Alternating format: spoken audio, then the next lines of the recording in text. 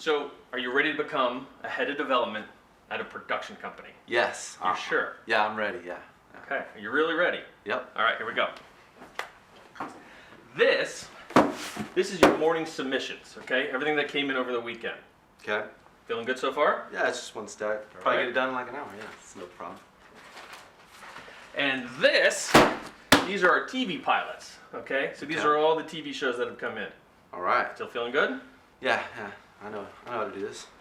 It's Hollywood.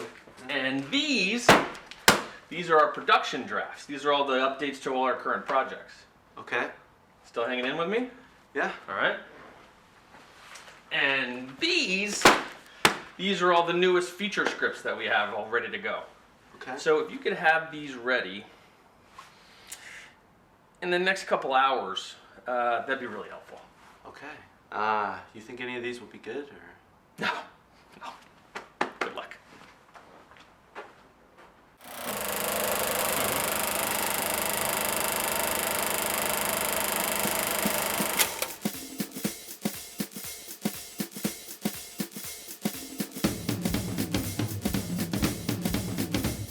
Hi, my name is Rowan Wesolick, and I'm your host for CinemaWorks Late Night. And today, my guest is Ryan Hall, who is currently the head of development at Rooster Teeth.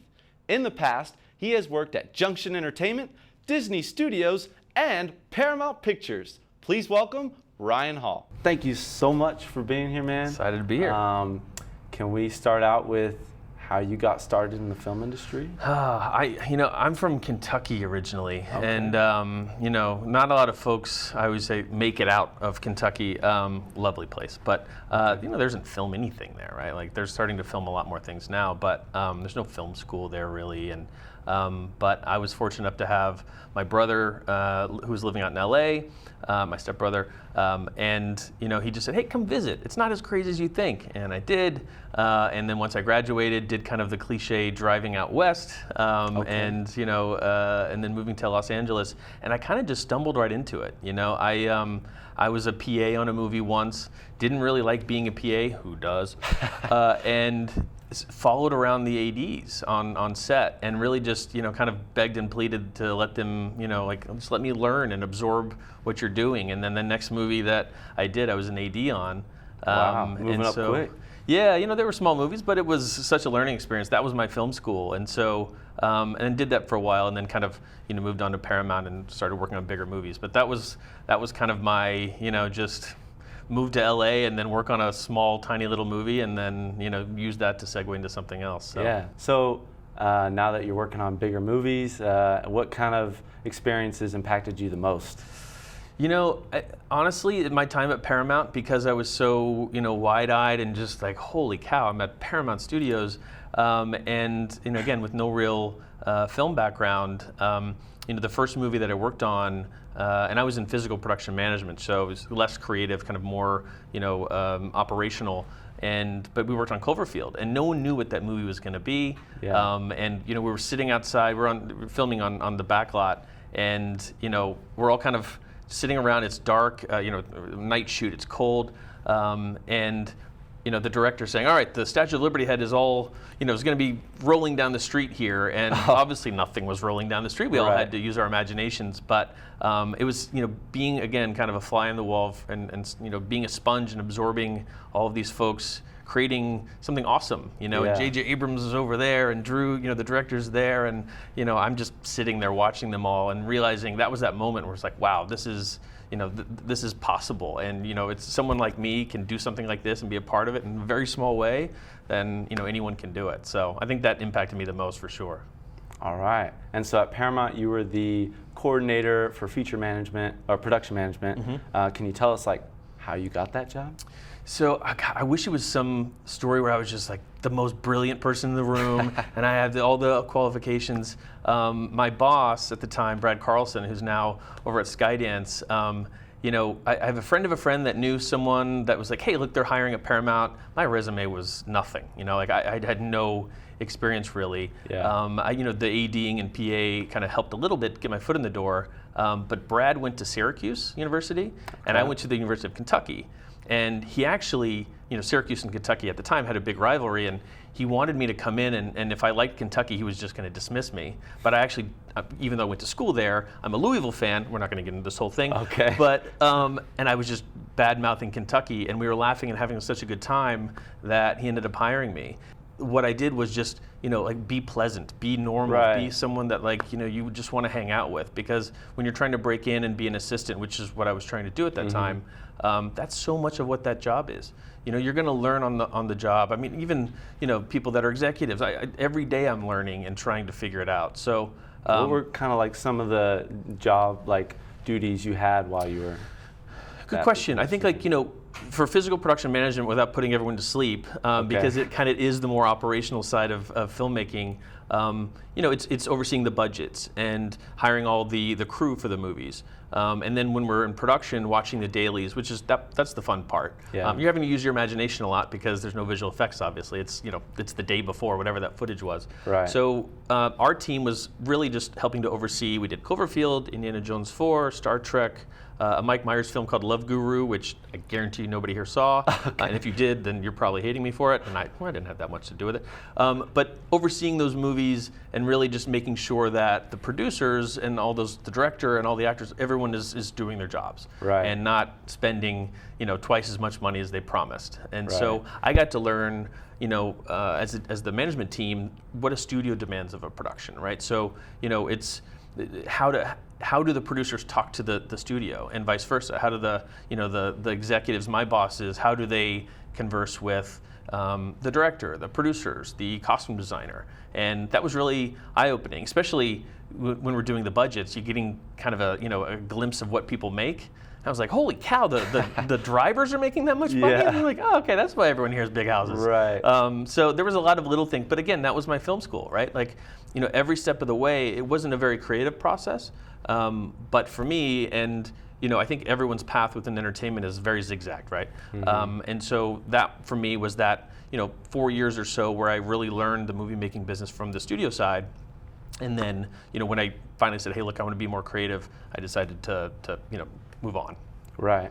So how was it? How did you converse with some of these directors? How was it being on working with the movie Star Trek? Or Yeah, I mean that was another JJ movie, so I'd kind of already known that team really Right. well, the Bad Robot team from Cloverfield, and they're just so lovely. They're some of the best people in the business. But that was one where it was a giant production, and we shot most of it in LA, a lot of it on the lot, and being the suits, right? The studio folks, they always have to be a little nice to us, because we are paying the money.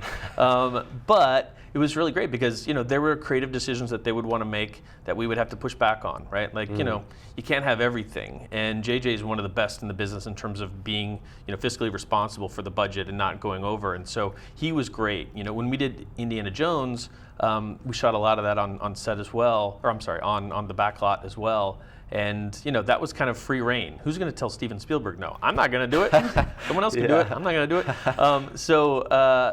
But that was a very easy production as well. And those were pros. They know how to do things. I think there's more studio conversation and more engagement when it's perhaps like a new director or new producers that maybe that studio haven't worked with. Then there's a bit more back and forth because they just want to make sure that everything is going to be smooth sailing on the production. But there's a general discourse. I mean, every day they're when they're in production, they're talking, and so but we were very much a part of that process. But we're usually the ones telling them no, they can't do it because it's too expensive. So they have to put on a smile, but they probably resented us whenever we showed up on set. So you supported key creatives. Was that like the directors, or what was that? What does that mean when you support key creatives? Well, I mean, at the time, the way it worked was there was a physical production side of Paramount, and then there was a creative side of Paramount, and they generally didn't necessarily work very closely together. Once the creative side got a script ready, and they said, hey, look, we're locked. We have the the cast and everything is in place, ready to go into production. Then it moves over to physical production. So we would support the creatives that were involved with it, but only in the sense of giving them the tools or the additional resources or money that they needed to execute on their vision. So I think that was the other big takeaway too, is studios genuinely want to allow the filmmakers to make the movie he or she wants to make. But you know, sometimes it's just you can't have the helicopter scene. How about we do that scene Yeah, in the library? You know, so Gotcha. it's a lot of kind of back and forth that way. Okay. And then how was your time at Junction Entertainment? How'd you get that job? What transition? So John Turtletaub's Junction Entertainment. You know, John directed National Treasure movies. Yeah. While You Were Sleeping, Cool Runnings back in the day. And I'd never worked for a director before, but someone said he was looking for a new assistant. I was actually working my way up pretty high up the ladder at Paramount at the time, and I didn't really want to take a step down into another assistant job. But the movie was shooting in New York. And you know, it was working on a big giant Jerry Bruckheimer movie. I still always want to be Jerry Bruckheimer. His wife is from Kentucky, and you know, I was from afar. I want to be Jerry one day, and I knew I was going to have an opportunity to work with him on this movie closely. And when interviewed with John, same kind of thing. I think it was just, it's not like I had you know, studio experience, but as a director's assistant, which is a specific job. What were like the challenges of doing that? What was like some of the hardest challenges? Oh, I mean, you know, John, it's when you're dealing on a $200 million movie, and you know, everyone wants to talk to John, and everyone wants to, you know, the costumer has questions, and you know, but John can't be everywhere at every time, and so I'm kind of that middleman that's, you know, helping to kind of, you know, keep the train moving in John's life, but also when we're in production, making sure that the production's moving smoothly. And so, you know, when we're in production, there was a whole set of challenges because it's just, you're in production and you're in 14-hour days. We're in New York City. It's cold. It's raining. You know, it's just trying to, you know, Stay work on positive. a giant movie. Yeah, I mean, it's just, it was a challenge, but it was also Nick Cage is over there, Alfred Molina's over there, Jerry is, you know, hanging out, and we're all trying to get through it together, you know, and that is kind of the magic of making a movie, whether it's a $2 million movie or a $200 million movie. Everyone's on the same team and trying to execute it together. But then, you know, when we're not in production, we're dealing with, you know, trying to sell TV shows. We had a deal at CBS and then ABC and then back at CBS. We did a show called Jericho, Harper's Island for CBS, and then something with USA. So, you know, we were doing half development, half production. You know, so when we were shooting things like shooting pilots or John's movies, that was fun. But again, different challenges. But when we came back and it was a bit more, you know, let's just take our time and try to, you know, develop new projects. We would then, you know, work on those to try to help sell those and make those into a TV show or another movie. And so it was kind of it was a really awesome job because it was a small team. There's only a few of us, like 4 or 5 of us. And John is just a phenomenal talent and the funniest person you've ever met, usually at your expense. But you know, he's the most brilliant person ever, and the biggest heart I've ever met of anyone in the business. So yeah. So what was it like to pitch an idea or a concept to a studio? Like, how did you prepare that? Was that under like the same kind of job duties? Yeah, it was different with John because John is a big movie director, right? And so when you walk in with John Turtletaub, you know, you're getting the president of you know, that company, or you're getting a lot more attention and a lot more gravitas than maybe, you know, coming in without a director attached. So I had the benefit of kind of learning, you know, or seeing or experiencing those pitches at a very high level. You know, we're pitching to Sean Bailey at Disney. We're pitching to, you know, Peter Roth and all these folks that are really big deals. Right. And so, you know, but what I learned in that process was you only get one chance to make a first impression. And when you go in there and you're pitching your project, if you don't have it all buttoned up, and I don't care if you're John Turtletaub, J.J. Abrams, Steven Spielberg, those folks get passed on, you know, right. And they don't sell and make every single project they want. And you know, you have to have your pitch ready. So you know, what we did, we'd spend sometimes months really getting a pitch ready. And even if it was just a verbal pitch, sometimes there's, you know, images you want to use or sizzle reels or different video that can be incorporated into a pitch. But even if it was just verbal, John was really smart in saying, hey, look, I know we're all excited. We want to go pitch this to Disney, you know, tomorrow, but let's get it right, you know, and let's put on the brakes and just make sure that we've thought of every idea. Every character has been, you know, well conceived and really thought out. You know, there's a sign that I put up above my office right now at Rooster Teeth that says characters only. And you know, John was really wise and kind of gave me that advice of like, look, concepts are great, You know, like we can all talk about an asteroid coming to Earth and it's going to do the thing, but if you don't love the characters, then it means nothing. Yeah. You know, like Star Wars, it's a space opera. You know, and it's a great but you fell in love with Luke Skywalker and you fell in love with Princess Leia. Yeah. You know, and when we're putting together pitches, it isn't just, hey, the asteroid and the Earth, and you know, we're all going to die, and so what are we going to do in the last 10 minutes? It's all those executives have been pitched those things a million times, but if you can really hone in on what that character is that wins someone over and feels like we know audiences are going to be, you know, super in love with that, you know, that gal or that guy when they hit the screen, then that's when you know, get a sale and hopefully get your movie made. Right. So you kind of answered my question on like conception to script. Like, how long does it take on average to like? Gosh, I wish it was sooner, man. You know, it sometimes it can happen quickly. That is very, very rare. You know, when you start with a concept, you know, sometimes, you know, there's a spec script situation, right, where someone has already taken the time to write something.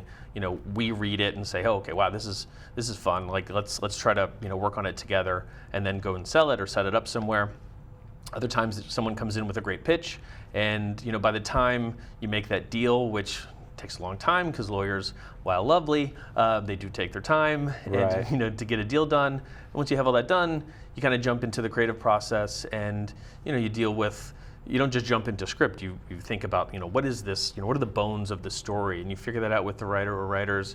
And again, taking the time to do it. And then once you know you have a first draft, it's never perfect the first time. Right. And so you know, you got to keep working through that, and that could take sometimes months, sometimes it takes years, sometimes it never happens. And unfortunately, the latter is probably more frequent than, you know, either of the former, because it's just, you know, you can have the best intentions. There's a quote that I always use from Thomas Edison. It's vision without execution is just hallucination. You know, so you can have a really great idea, right? But if you don't execute on it, and it's not this awesome thing, it's just another thing that didn't happen. Right. You know, and so that part's really tough. That's why screenwriters make a lot of money, because that part's really, really hard. And I think too many folks think that, like, I can write, you know, I got the software, I've seen enough movies, you know, I've done all the things that people tell me to do. And you could be well-intended, but that process of putting, you know, pen to paper and really writing a great screenplay, and then all the other things that has to happen for that movie to get made. Unfortunately, you know, there's a lot of those great scripts that are sitting in a drawer somewhere. I have plenty of them in my drawers that I wish could get made, Right. But for whatever reason, just didn't end up happening. Gotcha. So how many people usually work on this? Like in a team, like? Like in a development team? Right. You know, it depends. Like, the studios have, you know, a giant team. Companies like Rooster Teeth that are a bit smaller have just, you know, a couple folks. But yes, it really just depends. I think, you know, a company like, you know, Bad Robot, for example, I'm going to keep using JJ. His company, they do television, they do features, they also do video games and kind of different things. So they generally have a certain amount of folks that sit on the featured side and the TV side. At Rooster Teeth, we have all of that. We have animation, live action, unscripted, you know, a whole bunch of things, and it's really all within one. So it just varies. It's not the best answer in the world because it's a little hard to tell. Right. But generally, you like to have one or two execs at most on a particular project at one time to work with the writer. Writer doesn't want to sit with 5 different people because everyone's going to have different ideas. Right. So after Turtle Top, you went on to working with other directors. Can you tell us a little bit about that? Yeah, so I ended up working with Espen Sandberg and Joachim Roning, who, 2 fabulous directors. They from Norway. They did a movie called Kon-Tiki that was nominated for an Oscar. Oh, wow. And you know, their next movie after Kon-Tiki was Pirates of the Caribbean 5. And you know, again, working with Jerry, and he introduced me to them. And you know, we were going to do Pirates next, and we shut it down for a little bit creatively just to make sure the story was right and work on the script. So in between that time, we went to, we did a show for Netflix called Marco Polo that they were directing the first 2 episodes of. Yeah. And at the time, it was the most expensive TV show ever. And so, you know, we were in Venice, Italy for a week, week and a half. We were in Kazakhstan for a month. Imagine, for Kazakhstan, imagine in your head the middle of nowhere, okay? Now drive 2 hours away from that. That's Kazakhstan. So no internet. My mattress was as thin as you could possibly imagine. But again, rallying together and, you know, for a cause of making this great show. And that's where the where Marco Polo actually traveled, you know, and so Wow. we're trying to keep it the Silk Road where he actually traveled. So it was very authentic. And then we shipped down to Malaysia, where you know, Pinewood Studios, they had just opened them there. We were all excited because it's new studios, this big Yeah. production.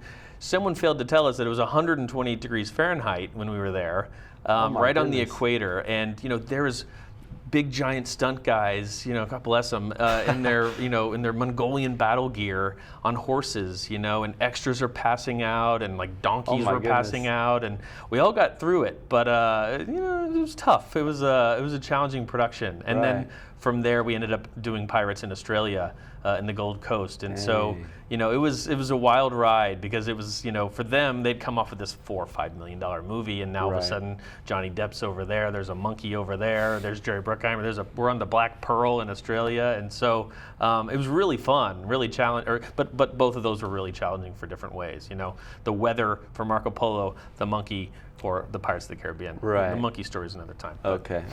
And then, so now you're the head of development at Rooster Teeth. Can you tell us like what that involves? What's like working in Austin at like a film production? Yeah, well, you know, so I've been with the company a little over 3 years. First 2 years I was living in LA. Okay. And, you know, kind of doing the flight. I think the American Airlines flight attendants knew me better than my family Yeah. because I was flying a lot. Mr. Hall, we just saw you 2 days ago. I know. Yeah. But it was great because, you know, I was getting to come to Austin a lot and really kind of learning. And I'd never been to Austin before joining Ah. Rooster Teeth. And so, you know, during that time I fell in love with the company. And, you know, but when I came on, there wasn't any development. You know, everything they wanted to make the previous 13 years they just did themselves. And so when I came in, I said, all right, I'm your head of development, Yeah. show me your development. And there just wasn't a lot of projects. And so, but it was a welcome challenge because I was kind of working off of a fresh slate and getting to build kind of, you know, a development slate that was reflective of where we were at the time of the company. It always kind of shifts, you know, based on market needs or trends, but it was nice to kind of say, hey, this is what we are. Let's start finding some really cool projects and, you know, new creators, new writers, new directors that make sense for us. Because, you know, coming from working on giant movies my whole life, a lot of the writers I knew, a lot of the producers I knew, a lot of the directors like Turtletop and others maybe weren't as applicable to Rooster Teeth because, you know, those folks warrant a 7-figure salary, Right, and yeah. our budgets for that whole production were, if we're lucky, 7 figures, right? Yeah. So, but that was fun because, you know, it was a whole new kind of, you know, muscles to you know, really kind of like train yourself about animation and, you know, unscripted programming and short form programming and a whole bunch of things that Rooster Teeth does. And, you know, it was a bit daunting because I was overseeing all of it and continue to be.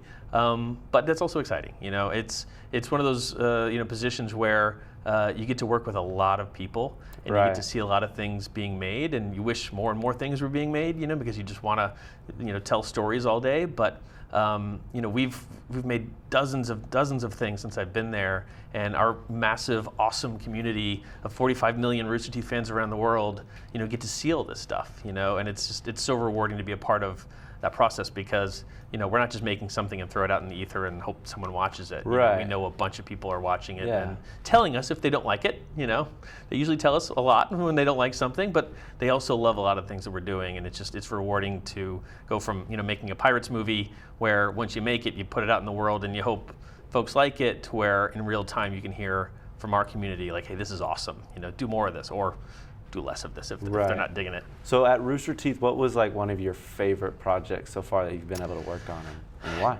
Yeah, so I have two. Can I cheat? Sure. Okay. Yeah. So one is Bloodfest.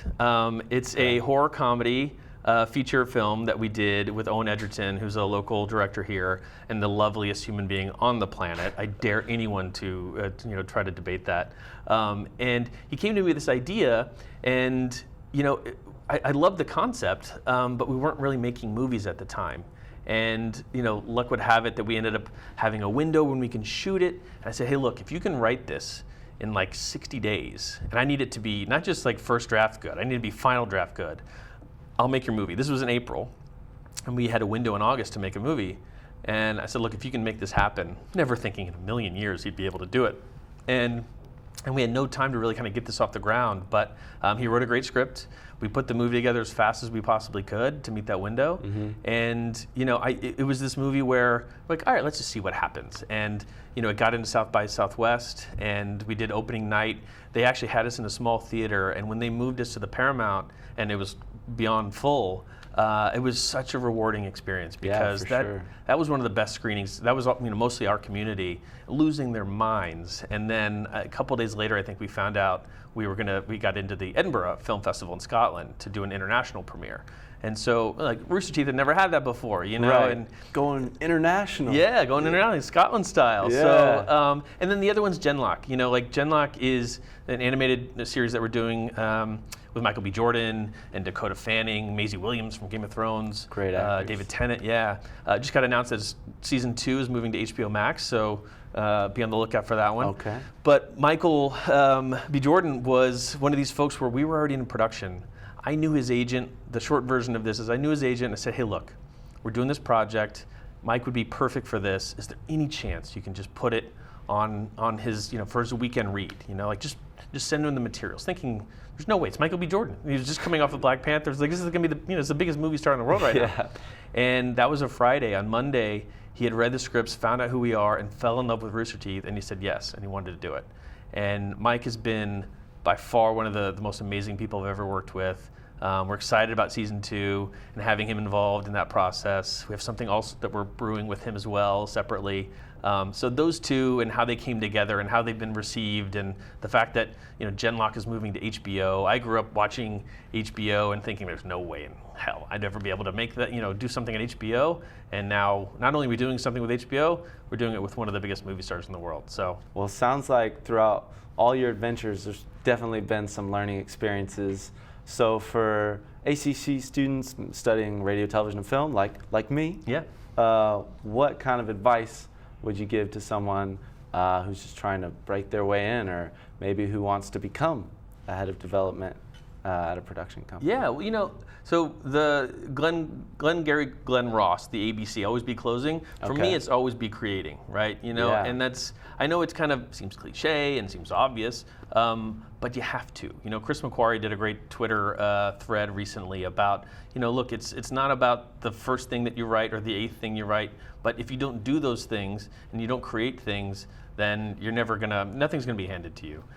And I think for me, my experience was, my creation was just trying to be a part of things that were being created, right. And being as helpful as I possibly could. So, if you're a writer, go write. If you're a director, try to direct anything you can. We all hold 4K, devices in our pockets that are able to make things. And look, even if nobody sees them, the biggest piece of advice that I have that kind of piggybacks off of that is share it with people. I think too often is, you can go and create things all you want, but if you never have the courage to share it with somebody and get real honest feedback, right. then you're never going to grow as a creator or as an artist, And so I think that's the other big part about, having the courage of saying, look, this is who I am. This is what I've just made. I'm gonna, it's probably gonna be not the best notes in the world that you get back on your first thing that you make. But I guarantee you that advice or that feedback you're getting from your friends or from your family or even strangers will be very helpful in terms of the next thing that you make getting better and better. But if you're not creating, then you're never gonna have that opportunity to get better.